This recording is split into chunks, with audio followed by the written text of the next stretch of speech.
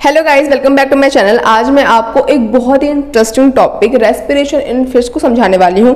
इसके पहले मैंने रेस्पिरेशन इन ह्यूमंस को ऑलरेडी समझा दिया है। अगर आपने वीडियो नहीं देखी है तो डिस्क्रिप्शन में लिंक है, आप वहाँ पर जाकर चेकआउट कर सकते हो। वीडियो बहुत ज़्यादा इंपॉर्टेंट है और आज की वीडियो की रेस्पिरेशन इन फिश ये भी बहुत ज़्यादा इंपॉर्टेंट है। समझते हैं, लेकिन सबसे पहले समझना पड़ेगा कि रेस्पिरेशन क्या होता है। मैंने आपको पहले ही बताया था कि रेस्पिरेशन का सिंपली मतलब होता है कि releasing of energy from the food, कि जो आप खाना खाते हो, जो आपका फूड होता है वो आपके स्मॉल इंटेस्टाइन से एब्जॉर्ब होकर आपके ब्लड के थ्रू आपके सेल्स तक पहुंच जाता है। फिर जब आप ऑक्सीजन को इनहेल करते हो तो ऑक्सीजन भी आपका कहाँ जाता है, आपके फूड तक जाता है। उसके बाद दोनों आपस में रिएक्ट करते हैं। रिएक्ट करने के बाद कुछ वेस्ट प्रोडक्ट जैसे कि कार्बन डाइऑक्साइड निकलता है, वाटर निकलता है और साथ साथ एनर्जी भी रिलीज होती है। तो एनर्जी कैसे रिलीज हो पा रही है? क्योंकि आप ऑक्सीजन ले रहे हो और इस पूरे प्रोसेस क्या कहते हैं, हम रेस्पिरेशन कहते हैं। तो ये तो रेस्पिरेशन इन ह्यूमंस है, लेकिन रेस्पिरेशन इन फिश क्या है? अब फिश भी क्या है, एक लिविंग ऑर्गेनिज्म है ना। मछली क्या है, एक लिविंग ऑर्गेनिज्म है, तो इससे भी तो एनर्जी चाहिए ना। तो ये भी क्या करती है, रेस्पिरेशन करती है। अब इसको रेस्पिरेशन करने के लिए ये हमारे जैसे रेस्पिरेशन नहीं करती। क्यों? क्योंकि फिश के पास लंग्स नहीं होता। फिश के पास क्या प्रेजेंट होता है, गिल्स प्रेजेंट होता है। मछली कहाँ रहती है? मछली जल की रानी है। मछली कहाँ रहती है? पानी के अंदर रहती है ना। तो मछली के अंदर क्या प्रेजेंट होता है, गिल्स प्रेजेंट होता है। जैसे कि हम पानी के अंदर सांस नहीं ले सकते, वैसे जो मछली होती है वो भी बाहर आके सांस नहीं ले सकती। आप जब मछली को पानी से बाहर निकालते हो तो क्या आप उसका गला दबा के मारते हो? वो अपने आप मर जाती है। क्यों? क्योंकि वो बेचारी सांस नहीं ले पाती है। तो ऐसा क्या सिस्टम है उसके अंदर कि वो बाहर सांस नहीं ले पा रही है, उसके बारे में हम समझेंगे और समझेंगे कि रेस्पिरेशन फिश के अंदर आखिर कैसे हो रहा है। देखो, सबसे पहले ये हमारे फिश का डायग्राम है, ठीक है। अभी देखो, ये फिश का हमारे माउथ है। आपने अक्सर देखा होगा कि जो मछली होती है, अगर आपके घर में एक्वेरियम वगैरह होगा या फिर कभी भी जो मछली होती है उसका मुंह ऐसे खोलती है बंद करती है, खोलती है बंद करती है। मछली लगातार ऐसे अपना मुंह खोलती रहती है, बंद करती रहती है। क्या वो बातें करती है? नहीं, वो अपने मुंह खोल कर और मुंह बंद करके, उसका एक प्रोसेस होता है जिसके जरिए वो ऑक्सीजन को इनहेल करती है, ठीक है। कैसे करती है हम समझेंगे। उससे पहले ये हमारे फिश का क्या है, माउथ है। जो ये आपको स्ट्रक्चर दिख रहा है ये गिल्स है। ये दोनों साइड प्रेजेंट होता है मछली के, इधर भी और इधर भी। मतलब उसका जो आइज होता है, आइज की भी जो हेड साइड होता है वहाँ पे गिल्स प्रेजेंट होते हैं, हेड के साइड, ठीक है। उसके बाद हमारा ये हो गया गिल कवर। आपने देखा होगा जो यहाँ वाले साइड होते हैं ऐसे खुलते रहते, बंद होते रहते, खुलते हैं और बंद होते हैं। उसे कहते हैं हम क्या, गिल कवर कहते हैं। वो मछली के गिल्स को ढक कर रखते हैं, ठीक है। अब हम पढ़ते हैं, देखो लिखा हुआ है कि respiration in fish take place with the help of gills. कि गिल्स, मछली में रेस्पिरेशन कैसे हो पाता है? मछली में इन्हीं गिल्स के कारण से रेस्पिरेशन हो पाता है। अगर गिल्स ना रहे तो मछली पानी में सांस नहीं ले पाएगी, पानी में रेस्पिरेशन का प्रोसेस कंप्लीट नहीं कर पाएगी। आगे पढ़ते हैं, the fish has gills on both the side of its head. कि जो मछली होती है उसके पास जो ये गिल्स होता है वो दोनों साइड हेड्स के उसके प्रेजेंट होता है। And it is covered by gill cover, और जो कि गिल कवर से ढका हुआ होता है। जो कि मतलब जो आपको बाहर से दिखता है ना वो गिल नहीं होता, वो गिल का कवर होता है। उसके अंदर क्या होता है, उसके अंदर गिल होता है, ठीक है। फिर देखो लिखा हुआ है, so they are not visible from outside. इसीलिए जो को गिल होता है बाहर से नहीं दिखता, क्योंकि बाहर क्या है, कवर है ना, तो वो अंदर से मतलब बाहर से ढका हुआ होता है, ठीक है। फिर देखो लिखा हुआ है, the fish live in water and this water contain dissolve oxygen in it. ठीक है, कह रहा है कि जो हमारी मछली है, जो फिश है, वो कहाँ रहती है, पानी के अंदर रहती है। और इस पानी में क्या मिला होता है, डिजोल्व ऑक्सीजन पानी के अंदर मिला हुआ होता है, जिसके माध्यम से वो क्या करती है, रेस्पिरेशन करती है। अच्छा हाँ, एक बात तो मैं आपको बताना भूल ही गई कि जो गिल कवर है ना उसे हम ऑपरक्यूलम कहते हैं। जो गिल का कवर है, गिल कवर भी कह सकते हो, बट इसे हम ऑपरक्यूलम कहते हैं, ठीक है।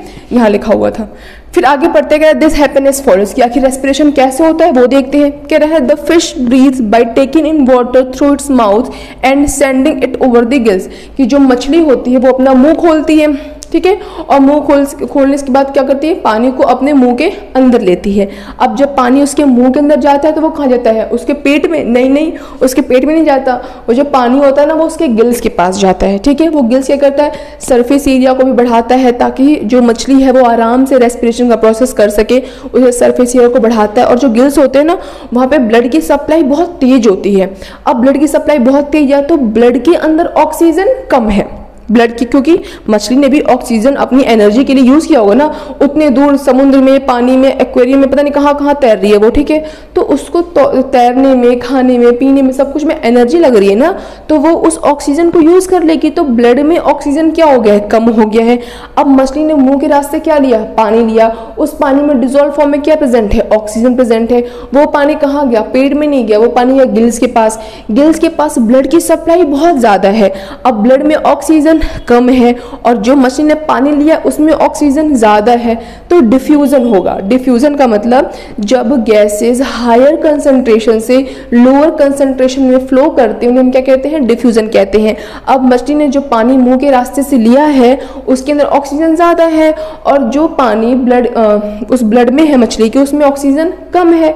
तो क्या होता है कि बाहर जो पानी वाला ऑक्सीजन है वो मछली के गिल से होते हुए, उसके ब्लड वेसल से होते हुए उसके ब्लड में चला जाता है और सर्कुलेटरी सिस्टम के थ्रू जो ऑक्सीजन होता है, जो ऑक्सीजन वाला ब्लड होता है वो पूरी बॉडी में फ्लो हो जाता है।